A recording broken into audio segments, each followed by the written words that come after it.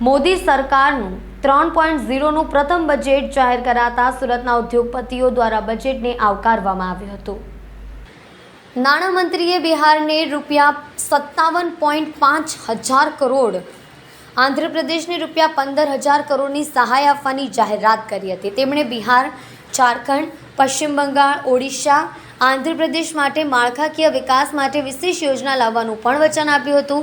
કેન્દ્રીય નાણામંત્રી નિર્મલા સીતારમણે બજેટ જાહેર કર્યું હતું. સુરતના ઉદ્યોગપતિઓ દ્વારા બજેટને આવકારવામાં આવ્યું હતું. મોદી સરકારનું આ બજેટ ખેડૂતલક્ષી તેમજ સામાન્ય વ્યક્તિ અને ઉદ્યોગોના હિતમાં હોવાનું જણાવ્યું હતું. આ બજેટથી યુવાનોને સ્ટાર્ટઅપમાં પણ ફાયદો થશે. આ ઉપરાંત મહિલા અને યુવાઓ પોતાની યોજનાઓમાં પણ બજેટમાં જોગવાઈ કરવામાં આવી છે. ટેક્સ રિઝીમમાં મોટી છૂટ આપવામાં આવી છે. 3 થી 15 લાખ રૂપિયાની આવક પર હવે 20% વધારે ટેક્સ નહીં લાગશે. 5 રાજ્યોમાં નવા કિસાન ક્રેડિટ કાર્ડ જાહેર કરવામાં આવશે. તેમજ મહિલાઓ અને યુવતીઓને લાભ આપતી યોજનાઓ માટે 3 લાખ કરોડ રૂપિયાની જોગવાઈ કરી છે. મોબાઈલ ફોન અને પાર્ટ્સ પર ડ્યુટી ઘટશે. આ સાથે સોના અને ચાંદીના ઘરેણાં પર કસ્ટમ ડ્યુટી ઘટાડીને 6% કરવામાં આવી છે. નિખિલ મદ્રાસી ઉપપ્રમુખ ધી સધન Gujarat chamber of commerce and industry. ઉદ્યોગના સંદર્ભની જો વાત કરીએ તો ઈ કોમર્શિયલ હબ પીપીપી મોડલથી જે વિકસાવવાનો નિર્ણય કરવામાં આવ્યો છે બજેટમાં, તેને કારણે નાના શહેરોને મદદ મળતા એક્સપોર્ટ વધવાની પૂરેપૂરી શક્યતા છે, જેનો લાભ પણ સુરતને મળશે. સુરતને જે બીજો લાભ મળનાર છે તે સોલાર હબ સુરત બનતું હોવાને કારણે પીએમ સૂર્યઘર યોજનાને પ્રોત્સાહન આપવાનો બજેટની અંદરની જે જાહેરાત છે તેને કારણે સુરતની સોલાર ઇન્ડસ્ટ્રીને મોટો ફાયદો થવાની શક્યતાઓ છે.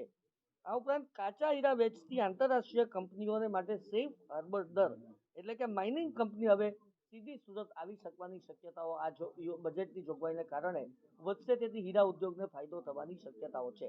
આ તો ઇન્ડસ્ટ્રીની વાત થઈ, પરંતુ ઓવરઓલ કેટલીક યોજનાઓની જે જાહેરાત થઈ છે તેને કારણે ઇન્ડસ્ટ્રીને મોટા ફાયદાઓ થવાની પૂરેપૂરી શક્યતા છે. નાણામંત્રી સીતારામનજીએ 7મી વખત આ બજેટ પેશ કર્યું. એને હું સમતોલ અને તમામ વર્ગોને રાહત આપતું બજેટ ગણાવી શકું.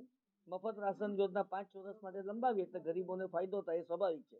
એજ્યુકેશન, રોજગાર અને સ્કિલ ડેવલપમેન્ટમાં 1.48 લાખ કરોડ, એને કારણે 4.10 કરોડ યુવાઓને લાભ મળે, એનાથી સારી રોજગારી થાય, એ અલ્ટિમેટલી કોઈ પણ શહેર માટે, કોઈ પણ દેશને માટે આવકારદાયક ઘટના ગણી શકાય.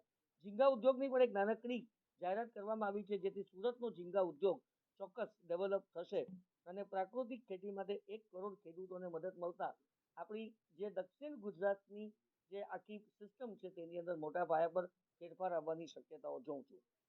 પીએમ આવાસ યોજના 3 કરોડ ઘર એટલે સ્વાભાવિક રીતે જે મધ્યમ વર્ગીય લોકોને આનાથી બહુ મોટો ફાયદો, અને મુદ્રા લોન 10 થી 20 લાખ એટલે વિકાસની તકો વધશે, કારણ કે જેની પાસે કોઈ ચોક્કસ ગેરંટી નથી આપી શકાતી તે લોકોને આ પ્રકારની પ્રોત્સાહન આપવાને કારણે ધંધા ઉદ્યોગને પ્રોત્સાહન મળશે એવું મારું માનવું છે. ધન્યવાદ.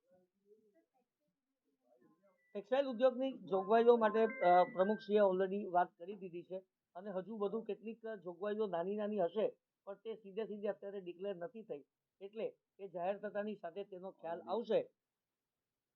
ઓલરેડી લો ફિલામેન્ટ યાન પર કાલે જાહેરાત થઈ ગઈ છે કે જેના પર QC હટાવવામાં આવેલું છે. ગઈકાલે જાહેરાત